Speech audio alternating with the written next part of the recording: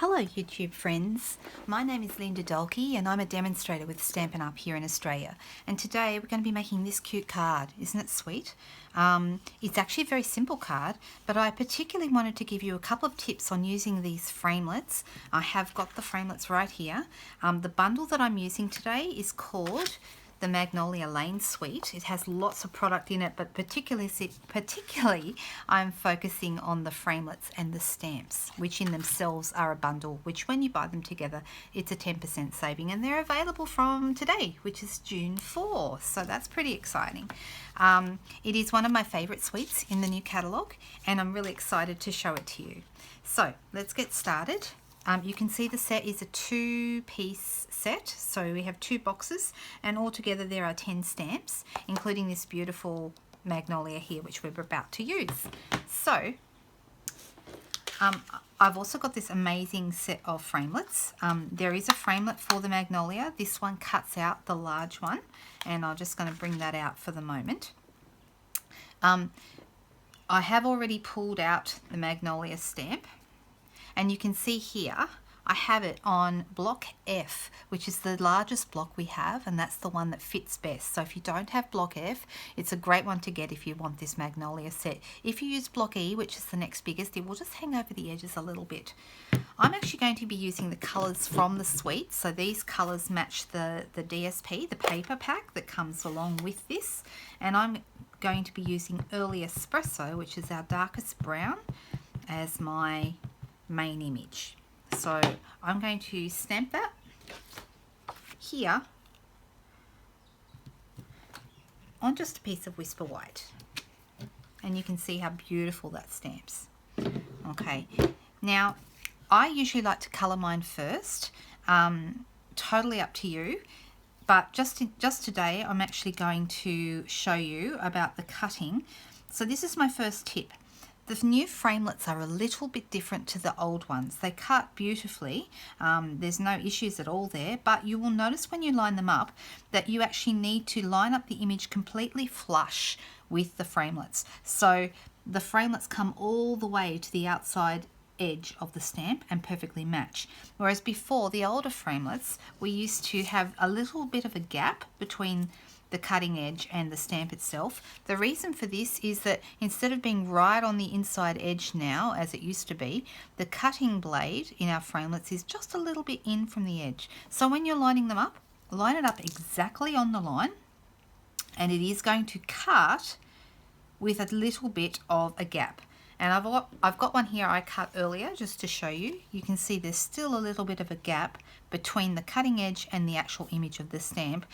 And when you line it up so that the edges are exactly up, that is the result that you get. So you still get that little bit of a cutting edge because they've actually moved that little bit of blade slightly.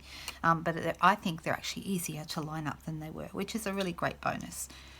Okay, so here we go, guys. I've actually got one here that I've pre-cut, and I have also coloured it in. I use the blends for my colouring today. These are our alcohol markers, and I do love them. I just used Flirty Flamingo for the petals, and I used Mossy Meadow Dark and Light for the leaves. And you can see, if you'd like to see me do that, do let me know in the comments, and I might do that as a Facebook Live and show you how easy those are to use, because they are absolutely fabulous.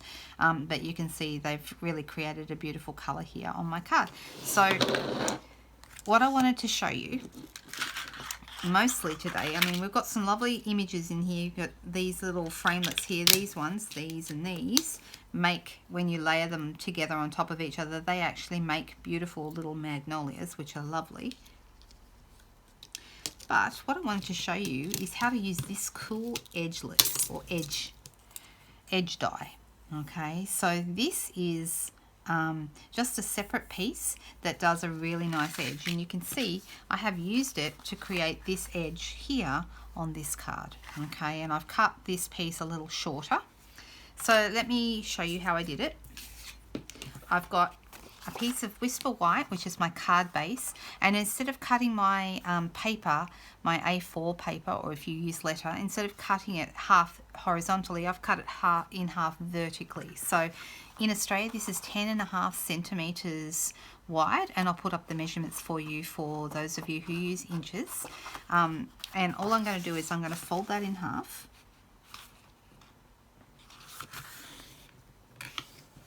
I'm just going to use my bone folder to give myself a nice flat edge, all ready to go.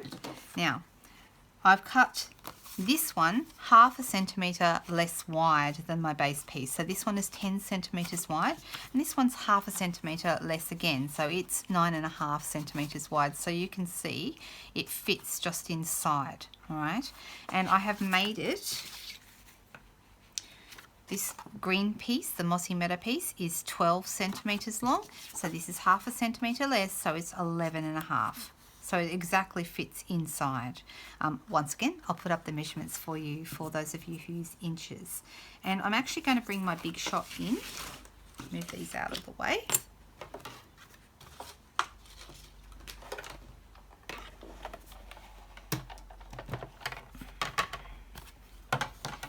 And I'm going to show you what I think is the easiest way to use this die. Okay. So I want to do just the very edge of this one, and what I want is I would like the curved edge to be on this side. The problem is I can't see how far this piece reaches, so what I like to do for this one is actually do it the other way around. So I'm actually going to put the die down first with that lovely edge, scalloped edge there, and then I'm going to lay this piece over the top. So I can see that's the cutting edge there, so I want to completely cover that, so it's just cutting that cutting edge. And I want to have it so it's in the middle, so I've got the same amount here as I do here. So I'm just lining that up. And then I put my other cutting plate on top.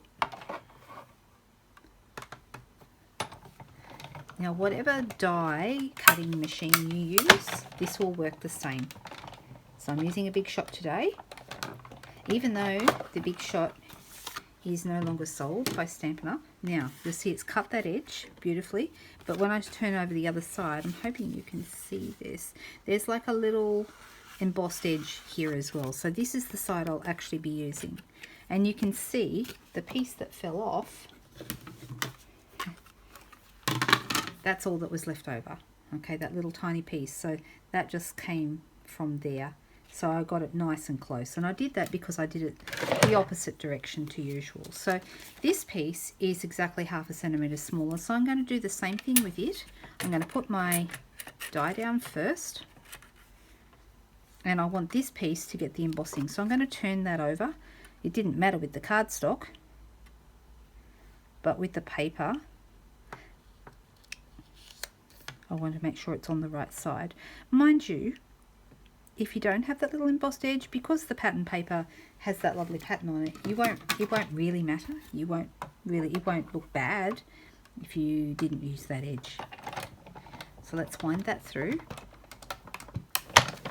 Sorry about the camera wobbling.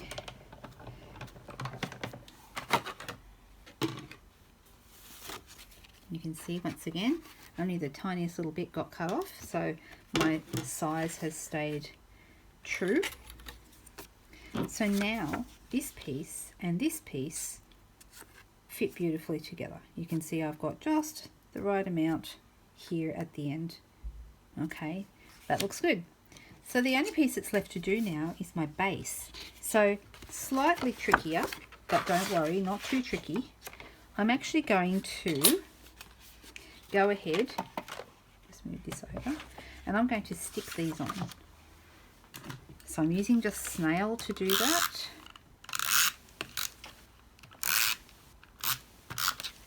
So my pattern paper piece goes on to my Mossy Meadow piece, and I'm going to then put my Mossy Meadow piece onto my white base. Now, yes, I know this means we've got a couple of layers going through the Big Shot, but I still think it's the best way to make sure it does not move. And I'm going to line that up. So I've got the same amount here on the side, here at the top to the score line, and on the other side.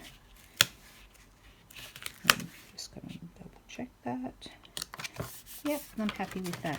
So now I want to make sure I'm matching up this edge, and I want to make sure that this cutting edge, which is, you can see, about 1/2 centimetre from the edge, I'm going to put that there right.